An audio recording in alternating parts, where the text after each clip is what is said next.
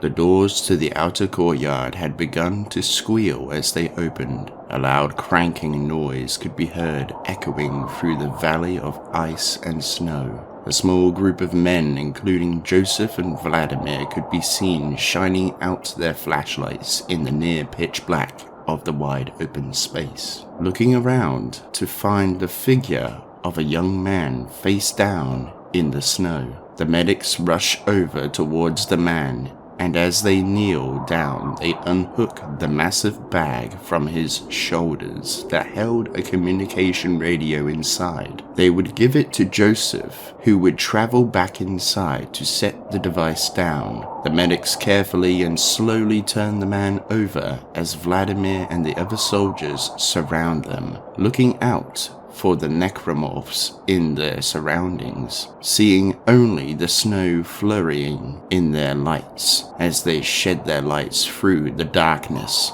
The man looked to have been in his late 20s. He was so cold that the only part of him uncovered was completely blue, with his nose being a bright red. The medics soon arrange a stretcher beside him and roll him onto it before carrying him away to the nearby barracks, where they could tend to his case of hypothermia. As they travel through the gates, Vladimir gives the subtle command to slowly move back into the stronghold, and the gates slowly crank and buzz as they close in front of them. Vladimir calls Joseph, asking him to meet him back at the post. As he turns off the audio call, he can't help but wonder where this mysterious man had come from and why the only visible wound was to be the side of his head.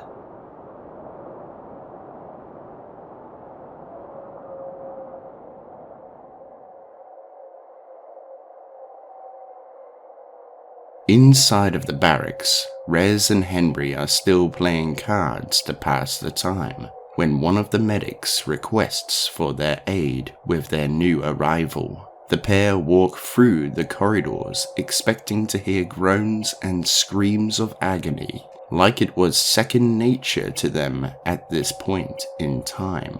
However, all they could hear over their footsteps and nervous breathing was nothing. The infirmary was completely silent. Once they had arrived, they had seen that the face, instead of being blue, was now purple. The heat lamps and blankets had been taking their toll on the cold flesh of this individual. The medics asked for them to watch the man as another call had been made out to them, and it was more urgent than the last. The two of them agree, and the medics are seen out of the infirmary. What do you think happened? Well, considering the heat lamps and blankets, I'd say it's pretty obvious. No, I mean, how the man came to be here alone. Perhaps he had gotten separated from his group. That's what scares me. Scares you? What scares you? Well, what happened to the others? Do you really need an answer? Well, I already am assuming the worst. Then why bother asking? Just wanted to know what your opinion was. My opinion? There's no time for opinions. Only facts. And the fact is that we shouldn't be here. The infirmary? This planet. We should be fighting on Earth. Quelling the rebellion is the only thing we should be... Ah, I see. You see? See, I don't think you do. Our families would never have been where they had been if not for that damn rebellion. Just as Henry was to say something, the pair could hear a slight groan with some shuffling of movement coming from the man's room. The pair hold out their rifles just in case a surprise was waiting for them. The two share hand signals to each other, instructing each other on what their plan of action was to be, without giving themselves up. The two storm the room, moving like lightning, checking the corners and the ventilation systems, and to their relief, they found nothing but just the man lying in the bed.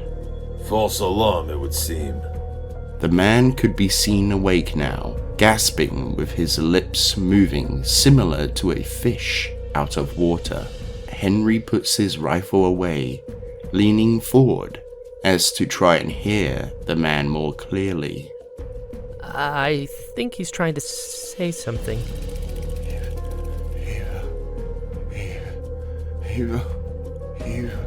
Eve. Evo? Speak up, boy. Evolve. What does that mean?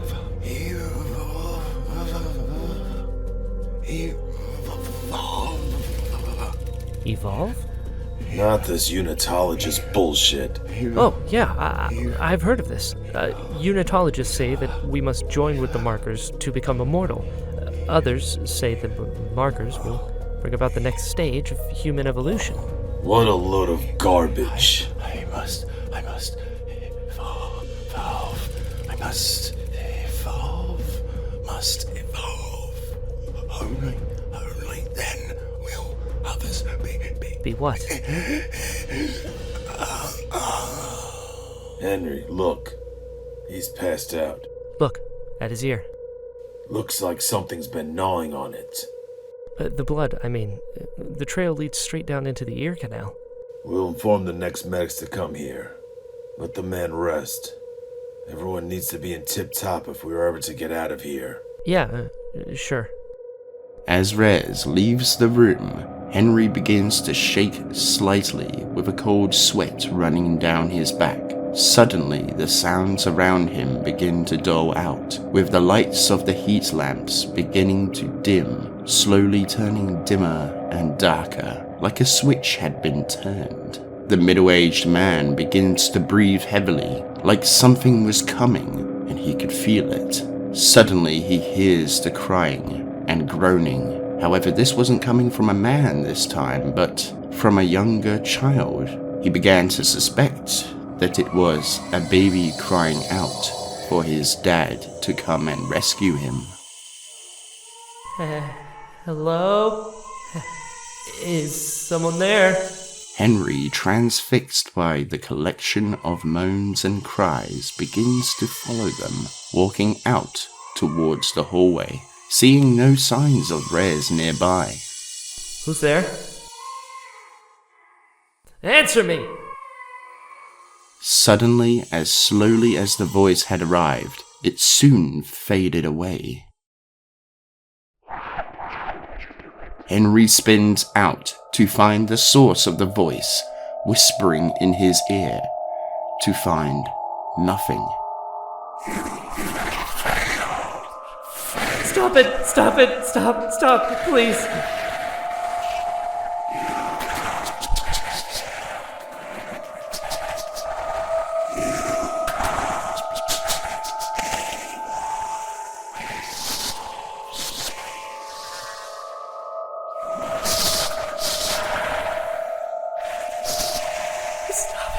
Please, not her. Suddenly, Henry falls backwards onto the bed that is now vacant. Henry begins to feel tired, very fatigued, forcing him to fall into a deep sleep.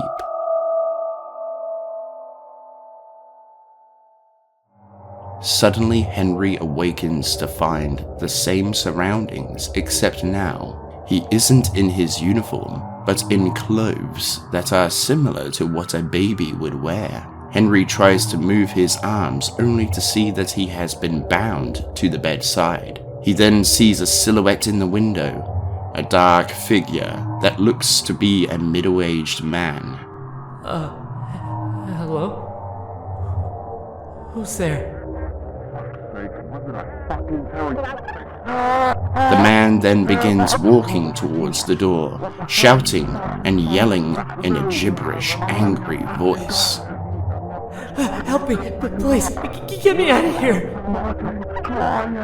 The door swings open with the force of a hurricane, slamming against the wall with enough force to shatter the windows like an explosion.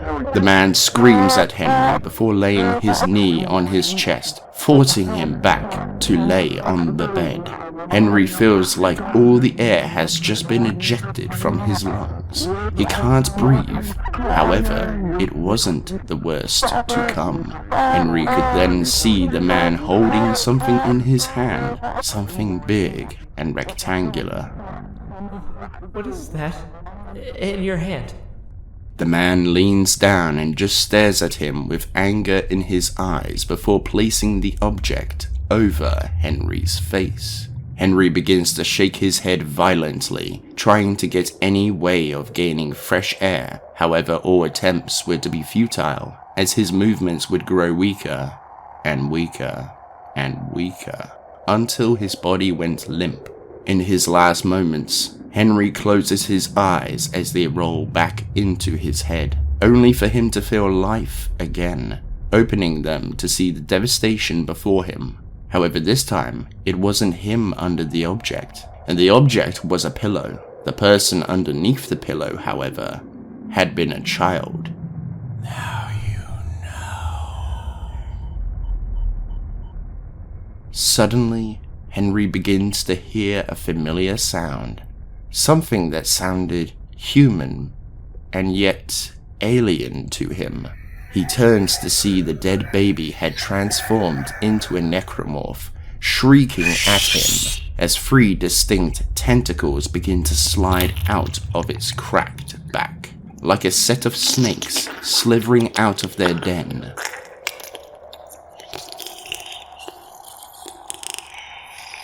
The baby then uses its tentacles to propel itself forwards, lunging towards Henry. As it lands on his chest, the sheer weight forces him onto the floor. The lurking necromorph then begins to wrap these tendrils around his neck, squeezing with the force of an anaconda.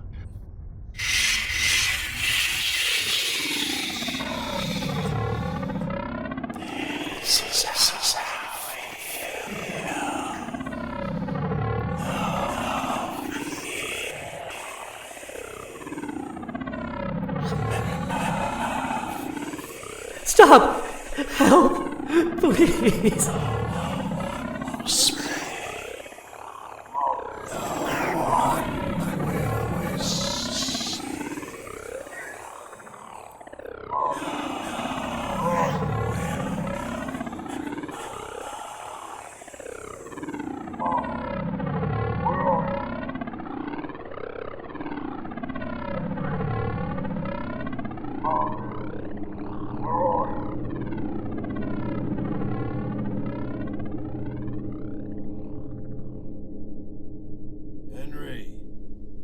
Come on, man.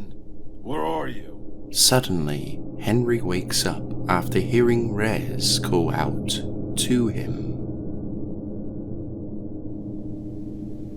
Ah, there you are. Where have you been? I've been waiting for 10 minutes. It was just 10 minutes? It felt longer than that. What did? Nothing. Don't worry about it. Man, you look like you've seen a ghost.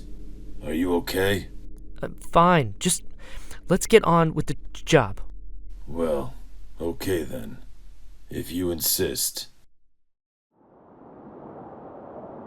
Outside, on the wall, in the dead of night, Vladimir receives a call from his helmet, informing the two of the situation with the escorts. Well, the battalion escorting the scientists didn't check in. They're considered to be MIA. So what now? MIA means, in this situation, that they've been hunted down and slaughtered.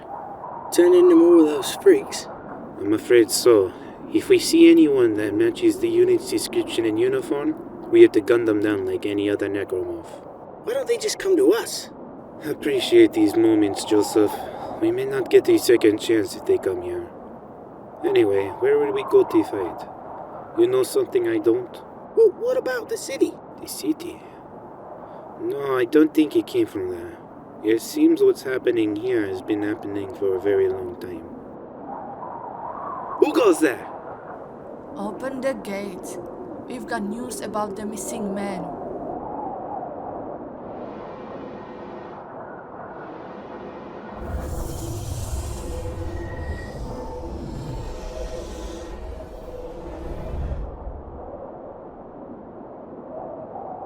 Talk to me. What's happened? I didn't tell you this, sir. The men are gone. We so near to the way station. Blood, body parts, pieces of flesh. They've gone. Like you said, MIA turned NIA. NIA? Necro in action. That's not funny, Joseph. Was not meant to be, sir. The medics give their report to the men on the ground, then head back into the infirmary to check on their guest. As they check up on the man, they can see that his condition of hypothermia has improved, until they notice that parts of his body had begun to turn into a grey, metallic color. What the hell? Suddenly, the man breaks from his slumber, with his arm shooting towards the medic's throat, snapping his neck in an instant. With superhuman strength, he climbs out of the bed and rushes towards the woman in a puppet-like walk, as if the man is barely in control of himself. With barely any effort, he squeezes the medic's neck. The woman's eyes begin to gouge, blood vessels become swollen. Her face starts turning into a purplish color. The medic tries to free herself from the grasp, letting out little winces of pain as she tries to catch her breath, until a notable pop and crack could be heard, and the medic's lifeless body had been thrown to the ground. Rez and Henry burst into the room like the last time as they heard the commotion to find no one present other than the two dead medics. Puzzled about the whereabouts of the mysterious man, they see a door slightly ajar. They then begin to raise the alarm in the base. Bravo, bravo, bravo! Hostile inside the compound. Repeat, this is not a drill. Bravo, bravo, bravo! Bravo, bravo, bravo! Hostile inside the compound. Repeat, this is not a drill. Bravo, bravo, bravo! Vladimir and Joseph overhear the alarms blaring, along with Rez's voice on the comms. The legionaries flood through the command center, surrounding the general, making sure his safety is paramount.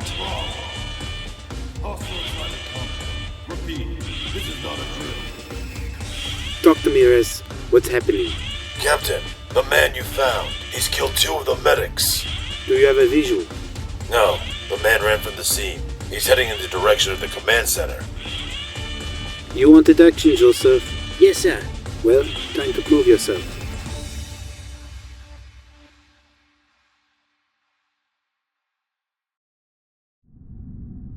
Throughout the night, Vladimir and the other members of the team sweep through every inch of the base. The other soldiers, while making sure that the key personnel are safe, sweep the grounds and other sectors of the base. However, as hard as they tried to find the individual, they couldn't find a trace of the young man.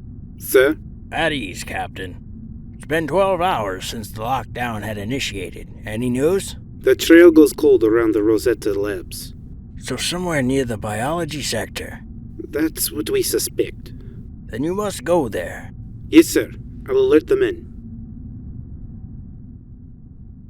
So what made you so shaky last night? Shaky? I wasn't shaky. Did the man tell you something you couldn't stomach? No, he was asleep. So what is it? I can't say. Just tell me. I told you about my sister. What could be worse than that? It's worse. Whatever then. If you can't trust me with your issue. It's about my child. I didn't know you had kids. That's correct. Had. Not anymore. Well, what happened? Alright, that's enough chat, you two. Captain present. At ease. Right, here's the plan.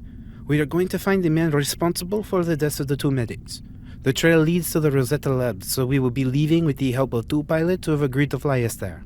Any questions? Good. Let's head to the armory and move out.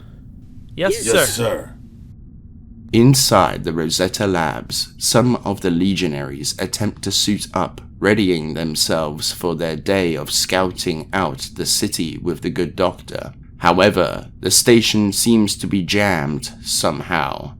A few hours later, the team had arrived and had arranged an audience with the soldiers there, along with the other personnel. However, what they hadn't known was somebody was missing from the labs.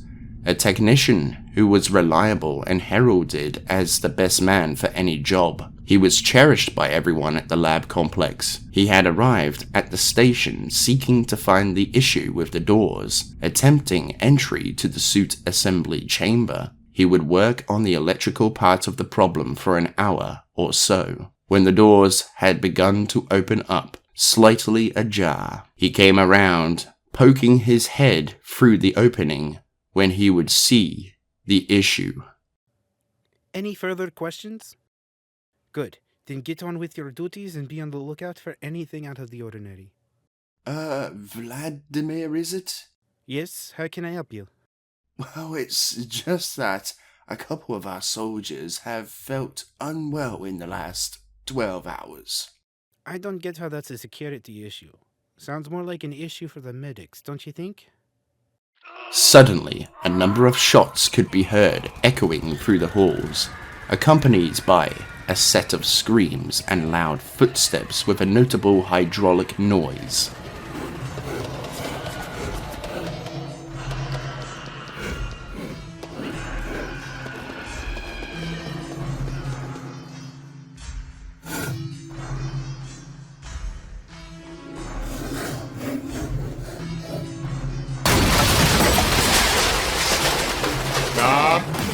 Do not move.